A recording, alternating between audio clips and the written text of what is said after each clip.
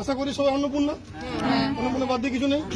আচ্ছা, অন্নপূর্ণা যোজনাতে যারা সিটিজেন পোর্টাল থেকে অনলাইনে ফর্ম ফিল আপ করেছে এমন সংখ্যা আমার ব্লকে মোটামুটি 44,500 গোটা ব্লকে। তার মধ্যে গত 1 তারিখে, আজ কত তারিখ 7, তাহলে গত 1 তারিখে যে লিস্টটা স্যাংশন লিস্ট বা যাদের টাকা ঢুকেছে বলছে, আমি এখনো জানি না পুরোটা সবাই পেয়েছে কিনা, সবাই তো এসে আমাকে বলতে পারেনি। তাহলে যারা টাকা ঢুকেছে তারা সংখ্যাটা 35,000 মতো, যাদের টাকা ঢোকেনি তার সংখ্যা প্রায় 9 থেকে 9,500। সেই সংখ্যাটা 1 তারিখে আমরা বুঝতে পারিনি যে কত টাকা ঢোকেনি, 2 তারিখে বুঝতে পারিনি, 3 তারিখে আমাদেরকে একটা লগ ইন দেওয়া হয় ভিডিও দেখতে, দায়িত্ব নিয়ে ওই কারণে বলছি। 3 তারিখের পরে 4 তারিখে লগ ইনটা আমরা খুলতে পারি। 4 তারিখে লগ ইন খুলে আমরা দেখতে পাই যে আমাদের মোটামুটি 9,000 থেকে সামথিং কিছু আছে যাদের টাকা ঢোকেনি। তাদের প্রথমে ছিল রিজেক্টেড লিস্ট, পরে লিস্টটা চেঞ্জ হয়ে হয় আন্ডার এনকোয়ারি। ঠিক আছে, আন্ডার এনকোয়ারি যে লিস্টটা আছে সেইটা দুরকম ভাবে আমরা এনকোয়ারি করার চেষ্টা করছি। এক হচ্ছে সেখানে নাম্বার দেওয়া আছে, ফোন নাম্বার। 2 নম্বর হচ্ছে ফর্মটা যেটা আছে সেই ফর্মটা আমরা চেক করার চেষ্টা করছি। ফর্ম চেক করে ফর্মের মধ্যে সব যা যা ফিল আপ করেছেন সেটা আমরা সব কিছু ঠিকঠাক পাচ্ছি। আমরা এনকোয়ারি শুরু করছি, আজকে আমরা প্রসেস করব, কাল থেকে শুরু করব। আশা করি আপনারা কাল থেকে 2-5 জন 10 জন 20 জন করে ওই মোবাইলে যে আপনাদের আসছে সেখানে দেখতে পাবেন আন্ডার এনকোয়ারি ডান বা এরকম কিছু একটা দেখাবে। ঠিক আছে, সেটা কাল থেকে দেখাবে, কারো কারো আজ থেকেও দেখাতে পারে, বাট বেশিরভাগ কাল থেকে দেখাবে। আজকে আমরা সার্ভে করবো না, শুনে নিন পুরোটা তারপরে বলবেন। আপনারা যে ফর্ম ফিল আপ করেছেন সেটা আগে আমরা দেখবো, আপনারা যে ফর্ম ফিল আপ করেছেন সেটা আগে আমরা দেখবো। আগে থেকে যতটা সময় আমাদের লেভেল থেকে চেষ্টা করবো, যেখানে দেখবো কোনো ভুল আছে, কোনো ইনকমপ্লিট ফর্ম আছে, কিছু আছে, সেক্ষেত্রে আমরা চেষ্টা করবো ফোন করানো। ওই নাম্বারে যদি আমাদের কাছে 2টো জিনিসই আছে, মহিলার নাম আর ফোন নাম্বার। আধার নাম্বারটা আমরা পাইনি, মাস্কিং করা আছে, কাটা দেওয়া আছে।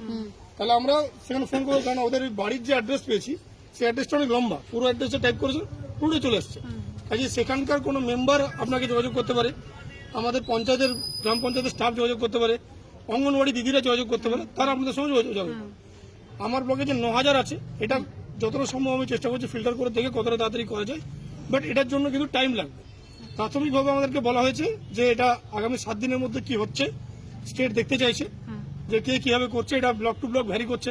কোনো ব্লকে প্রত্যেককে ফোন করছে, ফোন করে বলছে আপনারা ফর্ম নিয়ে আসুন, আমরা ফর্ম দেখবো, চেক করবো।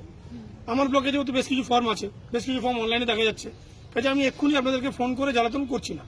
তার কারণ এখন যদি আমি ফোন করি 9,000 মহিলা যদি আমার কাছে চলে আসে, আমার অফিসে দাঁড়াতে দেওয়ার জায়গা হবে না। টোটাল আপনারা যে দাঁড়িয়েছেন সেখানে হয়তো 150 জন লোক আছে, তাতে এই অবস্থা, অফিসে তো জায়গা নেই। প্রথমে আমরা আমাদের লেভেলে স্ক্রিনিং করে দেখছি, আমাদের অফিসার দিয়ে ফুল টিম নামিয়ে, তারপরে যদি প্রয়োজন পড়ে আমরা কিছু লোককে ফোন করব, কিছু জনের বাড়িতে লোকও পাঠাবো। কারণ যে ক্রাইটেরিয়া বলা হয়েছিল তাতে বলা হয়েছিল যে ছোট ছোট কথা জিনিস ছিল, আপনাদের বয়স 25 থেকে 60 হবে, আপনারা কোনো সরকারি চাকরি করে এমন কোনো মহিলা পাবে না, ইনকাম ট্যাক্স দেয় এমন কোনো মহিলা পাবে না, আর ভোটার লিস্টে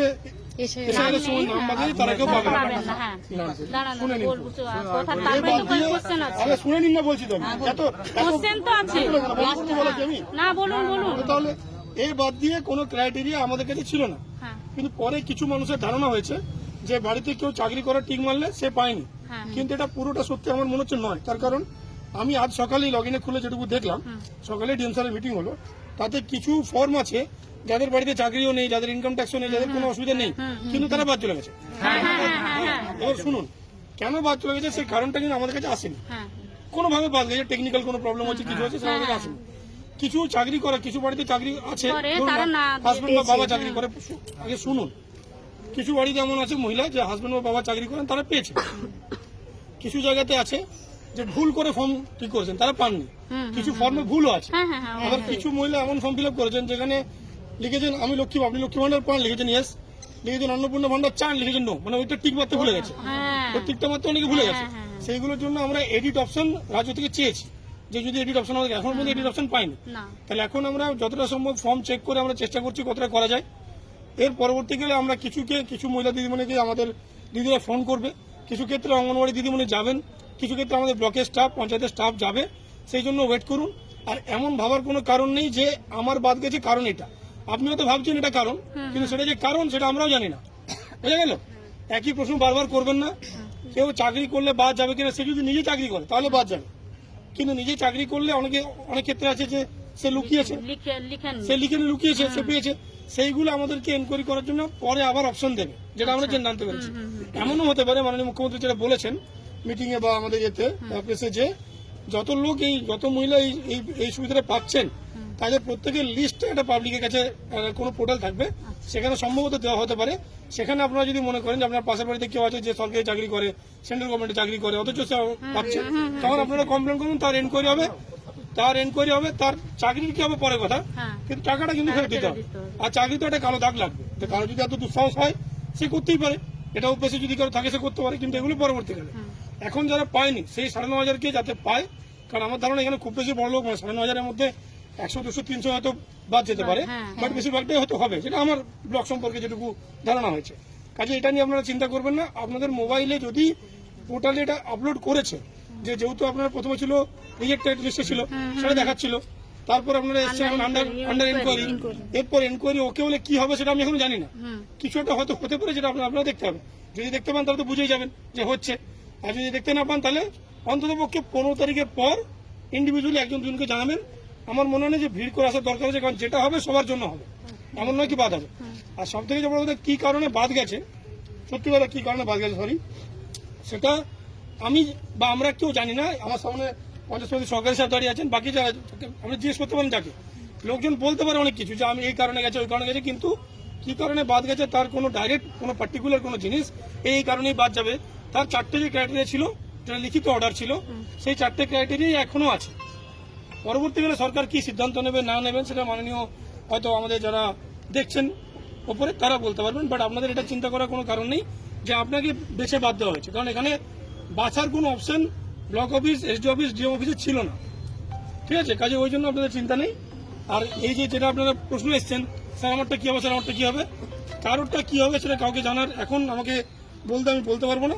এখন কারোরটাই কিছু হবে না, যেটা হবে সেটা হচ্ছে আমাদেরকে আমাদের কাজটা করতে দিন, আমরা আমাদের কাজটা করি, আমাদেরকে 7টা দিন সময় দিন, তাতে যদি সলভ না হয় তখন বলবেন, কিন্তু টাকা আপনারা 7 দিন পরই পাবেন এটা আমি বলতে পারবো না।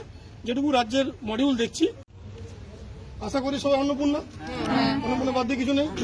আচ্ছা, অন্নপূর্ণা যোজনাতে যারা সিটিজেন পোর্টাল থেকে অনলাইনে ফর্ম ফিল আপ করেছে এমন সংখ্যা আমার ব্লকে মোটামুটি 44,500 গোটা ব্লকে। তার মধ্যে গত 1 তারিখে, আজ কত তারিখ 7, তাহলে গত 1 তারিখে যে লিস্টটা স্যাংশন লিস্ট বা যাদের টাকা ঢুকেছে বলছে, আমি এখনো জানি না পুরোটা সবাই পেয়েছি কিনা, সবাই তো এসে আমাকে বলতে পারেনি।